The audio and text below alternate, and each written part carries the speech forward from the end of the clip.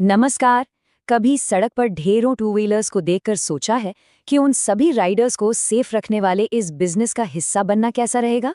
तो आज हम बात करेंगे ठीक इसी मौके के बारे में और विश्लेषण करेंगे भारत के सबसे बड़े हेलमेट निर्माता स्टड्स एक्सेसरीज के आईपीओ का।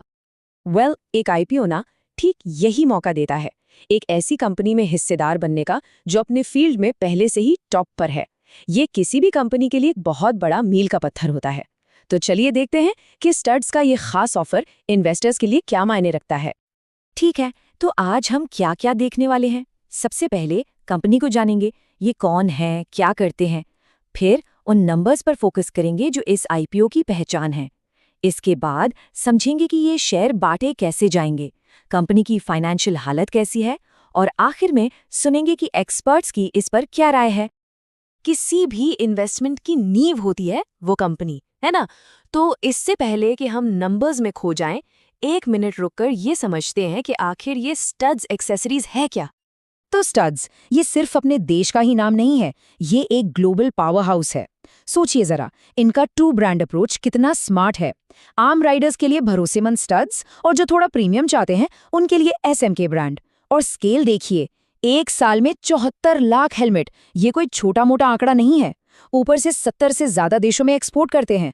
मतलब ये एक ऐसा बिजनेस है जो सालों से खुद को साबित कर चुका है। चलिए अब आते हैं इस ऑफर के दिल पर, यानी कि नंबर्स पर। ये वो आंकड़े हैं जो किसी भी इन्वेस्टमेंट के फैसले की बुनियाद होते हैं। तो टोटल इश्यू साइज है करीब 455 करोड़ रुपए का। और यहाँ एक बात पर गौर करना बहुत जरूरी है, ये एक ऑफर फॉर सेल है। अब इसका मतलब क्या हुआ? सिंपल भाषा में, ये पैसा कंपनी में नहीं जा रहा, बल्कि ये मौजूदा शेयर होल्डर्स मतलब प्रमोटर्स और शुरुआती इन्वेस्टर्स अपनी हिस्सेदारी बेचकर पैसा ले रहे हैं। तो सवाल ये है कि एक शेयर पड़ेगा कितने का? प्राइस बैंड रखा गया है 577 से 585 रुपीस प्रति शेयर के बीच। जब कोई अप्लाई करता है ना, तो वो इसी रेंज में बोली लगाता है। और उनके बैंक अकाउंट में जो पैसे ब्लॉक होते हैं वो हमेशा ऊपरी कीमत यानी 585 रुपीस प्रति शेयर के हिसाब से होते हैं, जब तक कि फाइनल प्राइस तय नहीं हो जाता। तो अगर एक रिटेल इन्वेस्टर को इसमें हिस्सा लेना है तो कम से कम कितना लगाना होगा? मिनिमम इन्वेस्टमेंट है 14,625 रुपए।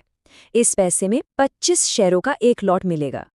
ठीक है, नंबर्स तो समझ आ गए, पर सवाल ये है कि ये सारे शेयर्स आखिर बांटे कैसे जाएंगे, किसको कितना हिस्सा मिलेगा? चलिए इस ऑफर का स्ट्रक्चर समझते हैं। तो देखिए, शेयर्स को 3 मेन ग्रुप्स में बांटा गया है। सबसे बड़ा चंक 50% क्यूआईबीज के लिए है। फिर हम आप जैसे रिटेल इन्वेस्टर्स के लिए एक अच्छा खासा 35% हिस्सा रखा गया है, और बचा हुआ 15% एनआईआईज के लिए है। अब ये क्यूआईबी, एनआईआई, ये सब क्या है? आइए एक एक करके समझते हैं। तो क्यूआईबीज, इनको आप मार्केट के बड़े खिलाड़ी समझिए, जैसे कि म्यूचुअल फंड्स, बैंक्स, इंश्योरेंस कंपनियां। ये वो संस्थाएं हैं जो बहुत सारा पैसा मैनेज करती हैं, इसीलिए इनको इशू का आधा हिस्सा मिलता है। फिर आते हैं एनआईआईज। ये वो लोग या कंपनियां हैं जो 2 लाख रुपए से ज्यादा की बोली लगाते हैं। इन्हें हम आम भाषा में एचएनआई यानी हाई नेटवर्थ इंडिविजुअल्स भी कहते हैं। और आखिर में आरआईआई यानी रिटेल इन्वेस्टर्स। जो भी 2 लाख रुपए से कम का इन्वेस्टमेंट करना चाहता है वो इसी कैटेगरी में आता है। ये हिस्सा खास तौर पर आम पब्लिक के लिए ही रिजर्व रखा जाता है। ओके, अब डेट्स नोट कर लीजिए, क्योंकि यहाँ टाइमिंग ही सब कुछ है। आईपीओ खुलेगा 30 अक्टूबर को और बंद हो जाएगा 3 नवंबर को। 4 नवंबर को यह फाइनल हो जाएगा कि शेयर मिले या नहीं। और फिर बड़ा दिन 7 नवंबर, जब इसकी स्टॉक एक्सचेंज पर लिस्टिंग हो सकती है और ट्रेडिंग शुरू हो जाएगी। कहते हैं ना, हर अच्छी कहानी के पीछे मजबूत आंकड़े होते हैं। तो अब वक्त है कंपनी की फाइनेंशियल हेल्थ चेक करने का।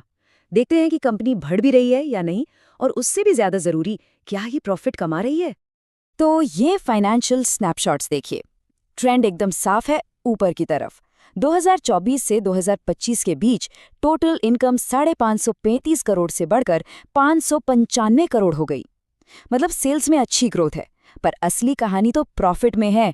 टैक्स के बाद का मुनाफा 57 करोड़ से बढ़कर करीब 70 करोड़ हो गया।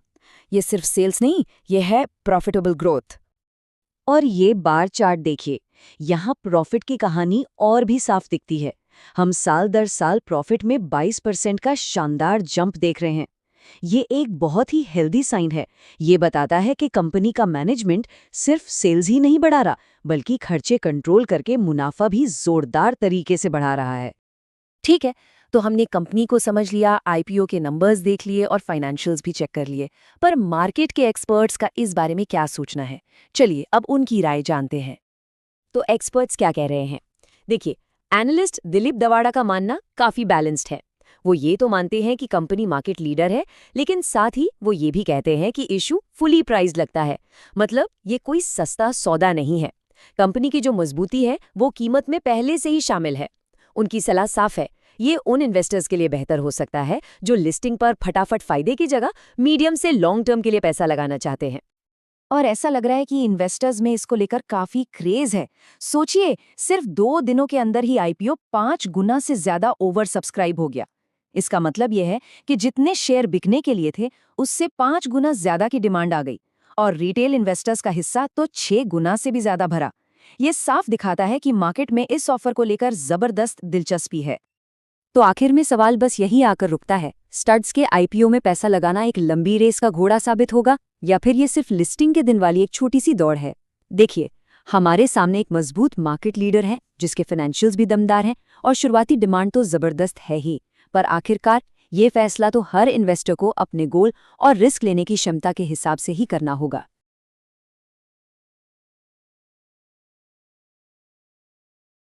अगर आपको वीडियो पसंद आया हो तो लाइक, शेयर और सब्सक्राइब जरूर करें।